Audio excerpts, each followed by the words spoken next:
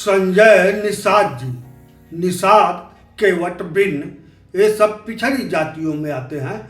उत्तर प्रदेश सरकार के सहयोगी पार्टी निषाद पार्टी के अध्यक्ष हैं संजय निषाद और भाजपा में मंत्री हैं। भारतीय जनता पार्टी की सरकार जो उत्तर प्रदेश में चल रही है उसके मंत्री हैं संजय निषाद जी। यह भरी सभा में कह रहे हैं कि इन्होंने 5-7 दारोगाओं को पीटकर, मारकर, हाथ पैर तोड़कर गड्ढे में फिकवा दिया, तब वह मंत्री बने हैं, यानी यहाँ तक पहुँचे हैं। आश्चर्य कि यह जो संजय निषाद जी उत्तर प्रदेश सरकार में मंत्री हैं, यह एक संवैधानिक यात्रा, संविधान यात्रा के तहत पहुंचे थे और एक जनसभा को संबोधित करते हुए जनसभा में लोगों के सामने बताया या कबूला।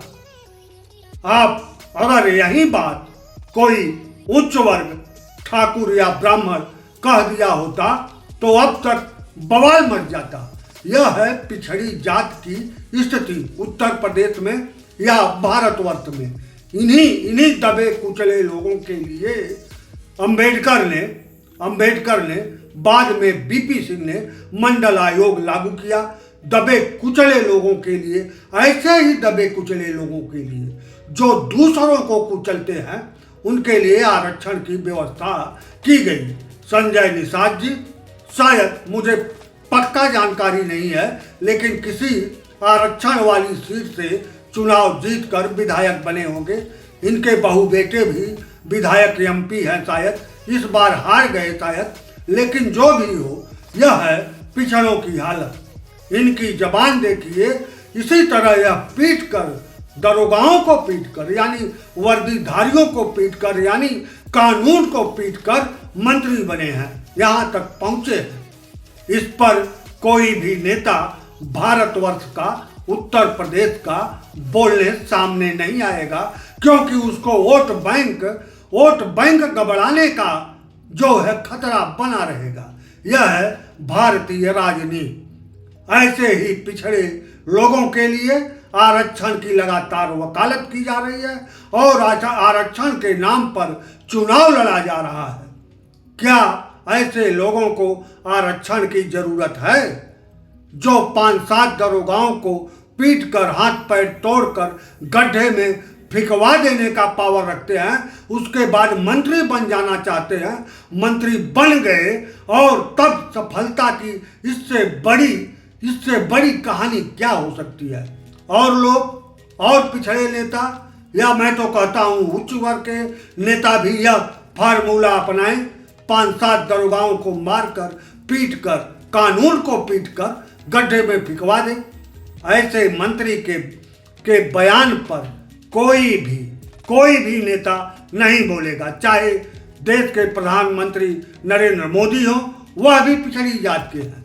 चाहे गृह मंत्री अमित शाह हो, वह भी पिछड़ी जात के हैं। ऐसे लोगों के लिए ही संविधान की व्याख्या की गई थी, संविधान की रचना की गई थी। संविधान में इन्हीं लोगों के लिए आरक्षण की व्यवस्था की गई थी। आप सुनिए अब संजय। यहाँ ऐसे नहीं पहुंचा हूँ।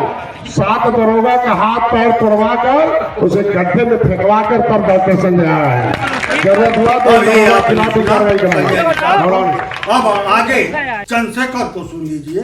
चंद्रशेखर दलित समाज से आते हैं, सांसद बन गए हैं, लेकिन यह अनुज चौधरी को उपदेश दे रहे हैं, अनुज चौधरी को आगाह कर रहे हैं, अनुज चौधरी को डरा रहे हैं। ये भी दलित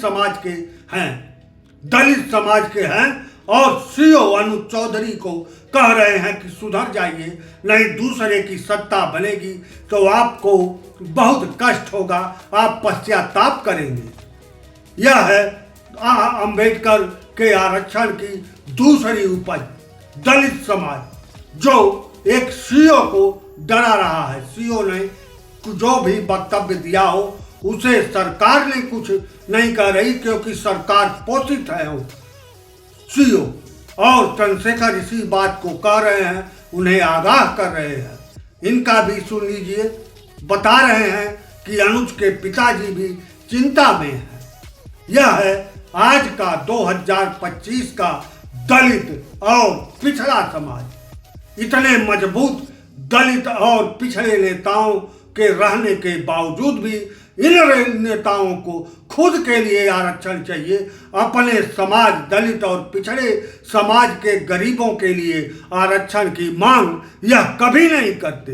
अगर यह मांग कोई कर दे तो कहते हैं कि यह पिछड़े और दलितों को दबाने के लिए मांग की जा रही है, इसमें क्रीमी लेयर पैदा किया जा रहा है। यह गरीबी के आधार पर, आर्थिक आधार पर जो आरक्षण की बात लोग करते हैं, यह दलित और पिछड़ों को दबाने के लिए करते हैं।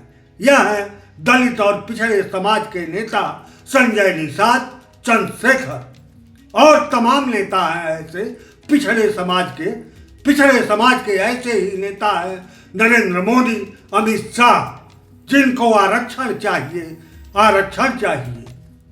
इनको आरक्षण चाहिए खुद के लिए या अपने समाज के निचले दबे कुचले तबके के लिए।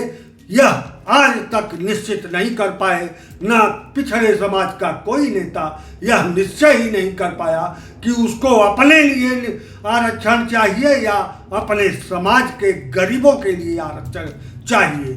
संजय निषाद और चंद्रशेखर उदाहरण है। अब चंद्रशेखर को सुनिए। मैं आज स्पष्ट कर रहा हूं, अनुज हमारे क्षेत्र के हैं। मैं उनको भी कहना चाहता हूं कि वो किसी सरकार की राजनीतिक साजिश के शिकार ना हो जाए। वो किसान परिवार चाहते हैं। जिस दिन सरकार का मतलब निकल जाएगा, वो दूध में से मक्खी की तरह निकाल के उनको फेंकें और वो जनता की नजरों में वो पार्टी बन जाएंगे। और दूसरी सरकारें जब बदलेंगी तो वो सरकार तो बदल जाएगी। तो नेता